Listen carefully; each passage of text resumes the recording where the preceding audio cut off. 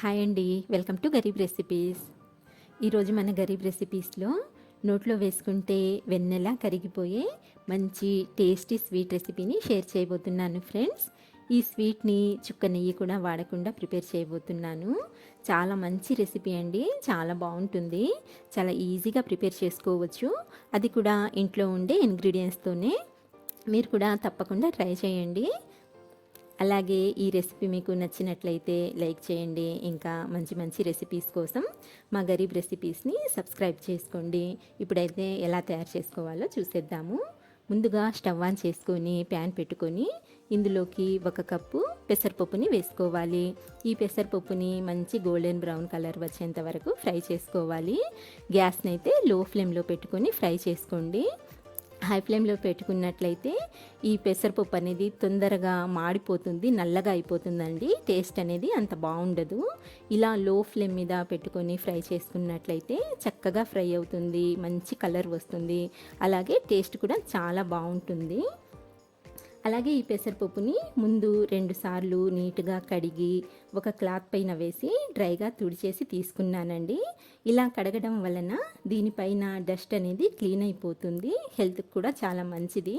చూడండి, ఈ విధంగా మంచి గోల్డెన్ కలర్ వచ్చేంత వరకు ఫ్రై చేసుకోవాలి. ఇలా ఫ్రై చేసుకుంటే సరిపోతుంది. ఇందులోని పచ్చి వాసన అంతా పోయి కమ్మటి వాసన వస్తుందండి ఇలా ఫ్రై అయ్యే కొద్దీ.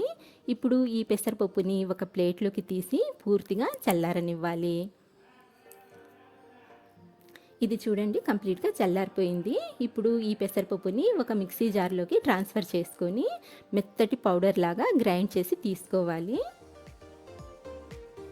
ఇక్కడ చూడండి, ఈ విధంగా మెత్తగా గ్రైండ్ చేసుకోవాలండి. ఇందులో పలుకులు అనేది అస్సలు ఉండకూడదు.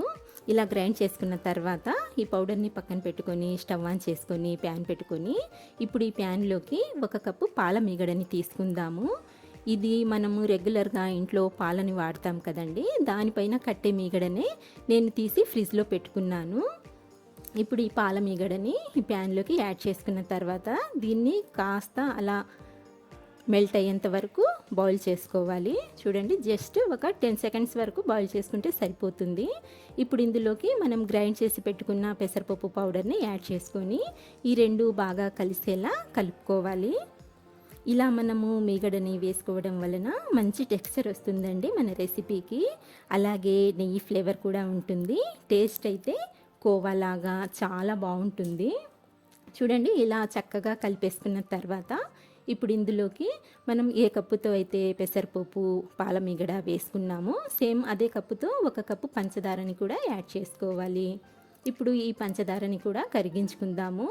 గ్యాస్ని అయితే లో ఫ్లేమ్లో పెట్టుకోండి, లేదా మీకు వంటలో ఎక్స్పీరియన్స్ ఉన్నట్లయితే మీడియం ఫ్లేమ్లో అయినా పెట్టుకోవచ్చండి. మీ కంఫర్ట్ని బట్టి గ్యాస్ని అడ్జస్ట్ చేసుకోండి. ఇలా ఈ పంచదారని బాగా కలుపుకుంటూ కరిగించుకోవాలి.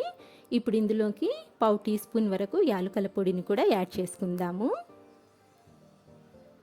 ఇలా యాలకుల పొడిని వేసి యాడ్ చేసుకున్న తర్వాత దీన్ని ఇలా కంటిన్యూగా కలుపుకుంటూ ఉడికించుకోవాలండి. ఈ పంచదార మొత్తం కరిగిపోయాక ఇలా మనకు ఈ మిశ్రమం కాస్త పల్చబడుతుంది. ఇప్పుడు దీన్ని బాగా దగ్గర పడేంత వరకు ఇలాగే కలుపుకుంటూ ఉడికించుకోవాలి. ఒక 10 మినిట్స్ వరకు టైం పడుతుందండి. చూడండి, ఇలా ప్యాన్ నుంచి ఎప్పుడైతే ఈ మిశ్రమం సపరేట్ అవ్వడం మొదలవుతుందో మనకు పర్ఫెక్ట్ కన్సిస్టెన్సీ అండి ఇది. ఇలా మనం పైకి లేపినప్పుడు చూడండి ఎలా జారిపోతుందో. ఈ కన్సిస్టెన్సీలోకి వచ్చిన తర్వాత స్టవ్ ఆఫ్ చేసేసి దీన్ని పక్కన పెట్టుకుందాము. నేను ఇక్కడ ముందుగానే ఒక ప్లేట్కి కొద్దిగా ఆయిల్ని లేదా నెయ్యినైనా గ్రీస్ చేసి పెట్టుకోవచ్చు, లేదా గ్రీస్ చేయకపోయినా పర్వాలేదండి, అలాగైనా వేసుకోవచ్చు. ఈ మిశ్రమాన్ని ప్లేట్లోకి తీసుకొని ఇలా ఈవెన్గా స్ప్రెడ్ చేసుకోవాలి. ఇలా స్ప్రెడ్ చేసుకున్న తర్వాత దీనిపైన సన్నగా తరిగిన బాదం పప్పు, పిస్తా పప్పుతో గార్నిష్ చేసుకుంటున్నాను. మీకు ఇష్టమైన డ్రై ఫ్రూట్స్తో మీరు గార్నిష్ చేసుకోండి, మీ ఇష్టం అండి. ఇలా డ్రై ఫ్రూట్స్ని వేసిన తర్వాత కొంచెం లైట్గా ఇలా అద్దినట్లయితే ఈ డ్రై ఫ్రూట్స్ స్వీట్కి బాగా పట్టేస్తాయండి. ఇప్పుడు దీన్ని పూర్తిగా చల్లారేంత వరకు పక్కన పెట్టేసుకుందాము, లేదా ఫ్రిడ్జ్లో అయినా పెట్టుకోవచ్చు. నేనైతే 2 గంటల వరకు అలాగే ఉంచేసానండి. ఇక్కడ చూడండి, 2 గంటల తర్వాత ఇది కంప్లీట్గా చల్లారిపోయింది. నేను మీకు కట్ చేసి చూపిస్తాను. మీరు మీకు ఇష్టమైన షేప్లో కట్ చేసుకోండి. టేస్ట్ అయితే చాలా అంటే చాలా బాగుంటుందండి. తప్పకుండా ట్రై చేయండి. అలాగే మీకు ఎలా అనిపించిందో నాకు చిన్న కామెంట్ చేయండి.